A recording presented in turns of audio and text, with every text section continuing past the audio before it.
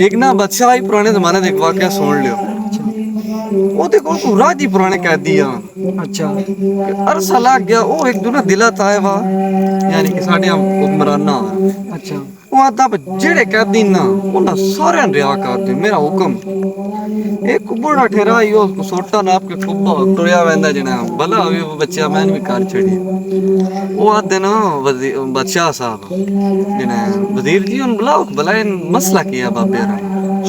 ਬਾਬੇ ਦਾ ਮਸਲਾ ਹੈ ਬੱਚਾ ਉਸ ਟਾਈਮ ਤੋਂ ਜੇ ਪੜਦਾ ਨਿੱਕਾ ਹੁੰਦਾ ਕਰ ਲੈ ਤੂੰ ਉਸ ਟਾਈਮ 12 ਸਾਲਾਂ ਦਾ ਹੈ ਤੇ ਹੁਣ ਤੇਰੀ ਉਮਰ 80-90 ਸਾਲ ਹੋ ਗਈ ਉਸ ਟਾਈਮ ਨਾ ਮੈਂ ਤੁਹਾਡੀ ਕੈਦ ਵਿੱਚ ਹਾਂ। ਅੱਛਾ ਸਮਝ ਆਈ ਤੇ ਤੇਰੇ ਦਾਦੇ ਪੜਦਾਦੇ ਦੀ ਯਾਨੀ ਕਿ ਤੇਰੇ ਅੱਬੇ ਦੀ ਯਾਦਗਿਰੀ ਆ ਬਾਦਸ਼ਾਹ ਦਾ ਮੇਰਾ ਅੱਬਾ ਵੀ ਮਰੇ ਵਾ ਮੇਰਾ ਦਾਦਾ ਵੀ ਮਰੇ ਵਾ।